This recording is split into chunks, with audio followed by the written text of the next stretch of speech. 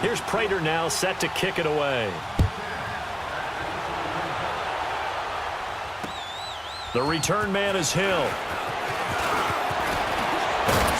And a good effort on the return there. Gets him across the 30 to the 33-yard line.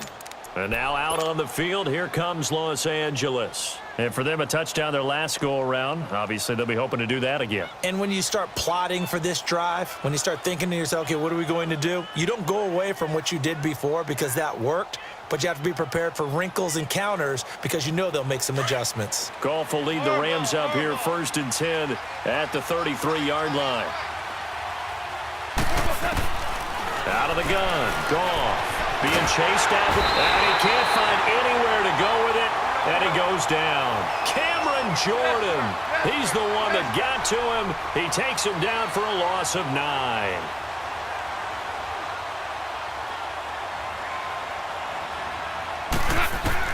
Here's Goff now on 2nd down. And incomplete there. A nice hit. Jars the ball free and brings up 3rd down. Anytime a defense can sit back in a zone like that, it tends to create a lot of congestion in the middle of the field. Makes it very hard to slot one in. Looked like I-4 at rush hour in your hometown of Orlando, Florida. An absolute mess.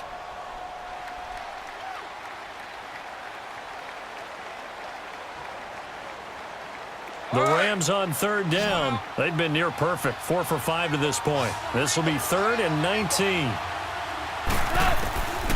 From the gun, here's Goff. And this time he's got the hook up. It's complete. And all the way down to the 29. It's a big conversion there for the Rams on 3rd down. 47 yards. Now a 1st down throw. Goff. And he checks this one down to Williams. And he'll be out of bounds as he gets this down to about the 21 or 22. Give him 8 on the play, and it'll be a 2nd down. So many times you hear today's NFL described as a space game. Get your best players into space with the football in their hands. That's why sometimes you just swing it out to your runner, get him out in the flat, and let him have a chance to make people miss an open field. Goff now looking to throw. And he'll get into the end zone. Touchdown, Rams.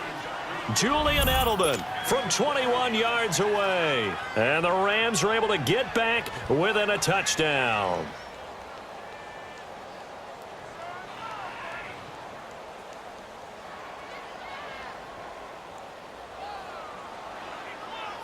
Zerline now for the PAT.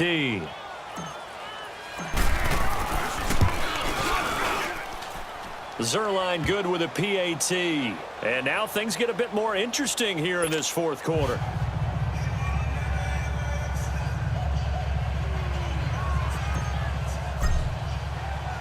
Zerline out now to kick this one away.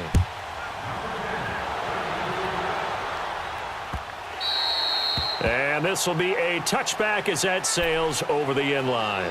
And onto the field, here come the Panthers. After the touchdown we just saw, we have a brand new ball game. And now look at the situation. You got plenty of time on the clock. Defensively, they have 3 timeouts. So do you run the football here or do you throw it? I think you have that full conversation with your offensive unit, and you tell them, here's the situation.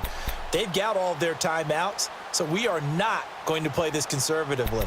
We've got to attack them. We've got to make them use those, gain the ground that we need in order to put this game away. If you think we're just going to run it 3 times and punt it, you've got another thing coming. Yeah, and by the way, also the 2-minute warning in play, so essentially 4 timeouts left. They have to be aggressive here. They begin the drive with Williams. 5 yards is the tally on 1st down. That brings up 2nd and 5. Now, the objective there, I mean, yes, the positive gain, that's nice, but work some clock. Yeah, you're exactly right, but the problem for them is still within a possession, so they can't just sit on it running the ball. They'll have to find a way to throw it effectively as well. They run it again with Williams. And he'll be brought down right around the 37. Time for a break. We'll come back, see what transpires after this. And not totally home free yet, but it's looking good as they come up 1st and 10.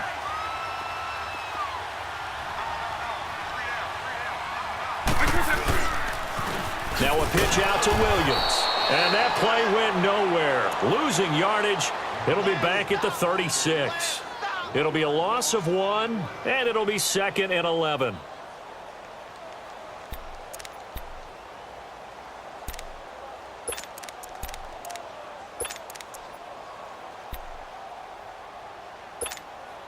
You'd have to think likely another running play coming here, 2nd and 11.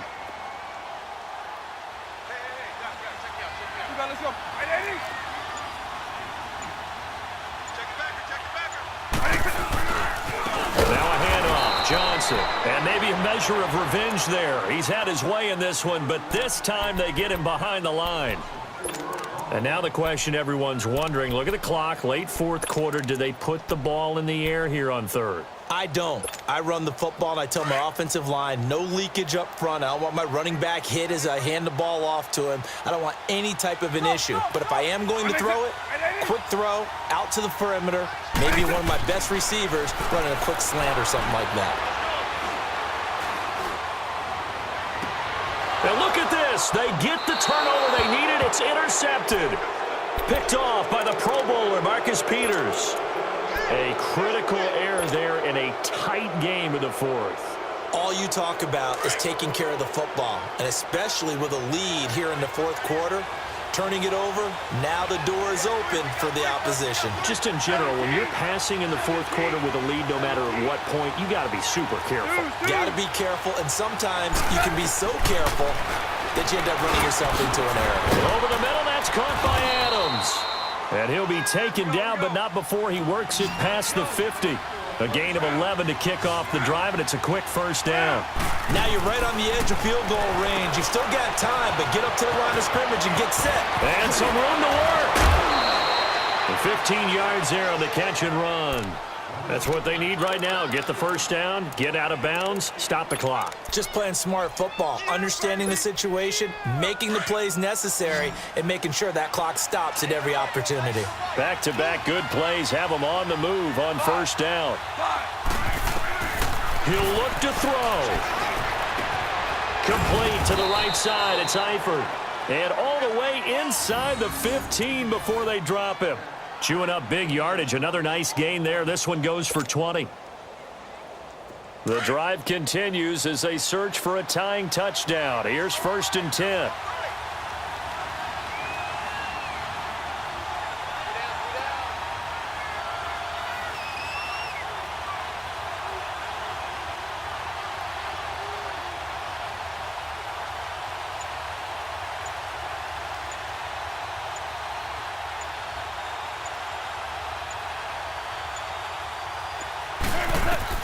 He's back to throw. It's a screen to Ricky Williams. And he's able to get this down to the 5-yard line before he's out of bounds. A good pickup there on 1st as a screen pass gets him 8. But it's tough to be a defender in today's NFL because there's so many things to account for in today's passing game, including the back sneaking out of the backfield. Not quite as bad as a turkey bowl where you have that center-eligible stuff, but still a lot of guys to account for. Back to throw. Steps away to his left. And he's just going to throw this one out of bounds here. Nowhere to go with it. Incomplete. This defense has watched their lead dwindle away. This is where they really need to bow up. They executed well there. And it's often hard after you've played really well early and then you kind of relax a little bit to step on the gas again. They just did it on the last play. Looks like they want to finish this one off. On 3rd down, here's Williams. He didn't get the touchdown, but he did get the 1st down as he's tackled at the 1. They had yet to run the ball at all on this drive, but 3rd and short definitely was a great time to dial one up. A looming decision to make on the conversion, down 7, but first things first, they need to score as they come up on 1st and goal.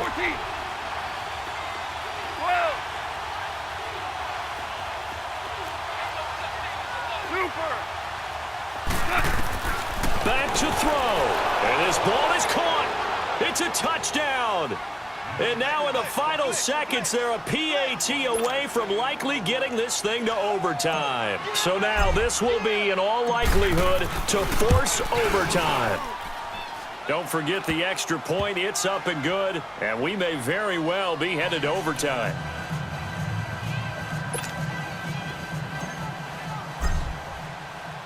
So here comes the kickoff now, all even here in this fourth quarter.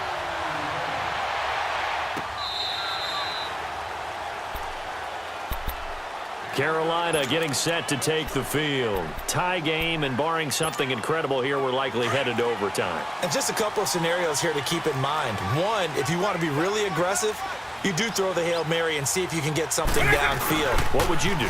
What I would do is either hand it off inside or more likely to take the knee and let the clock run out. Because if I'm back there trying to throw and a sack happens, the ball comes free, I can lose the game here. If I get to overtime, I can still win it. Let's see if they are in line with Charles Davis. Here's 2nd and 7 now from the 28.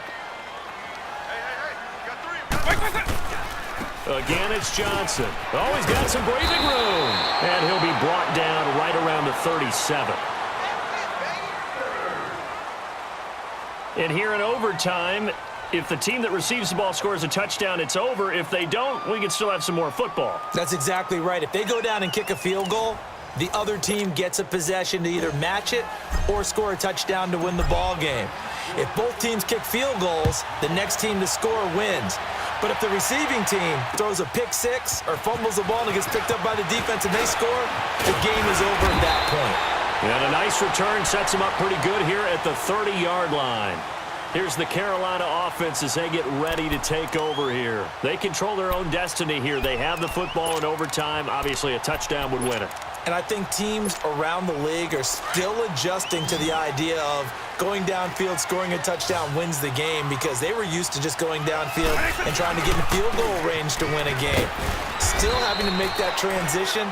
Let's face it now, the ones who are doing it best know they need to go down, attack, put the ball in the end zone, and not leave it up to a field goal and give the other team a chance. Yeah.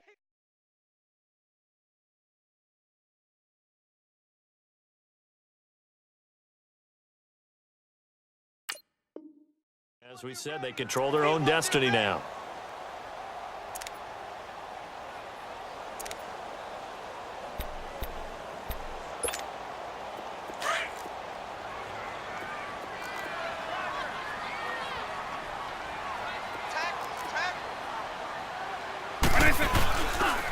Now Johnson found a little room there as he's up to about the 37.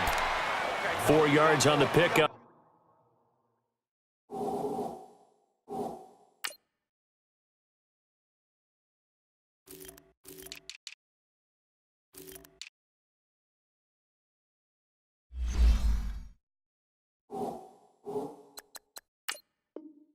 There as it'll leave him with a third and about 4 more for a first.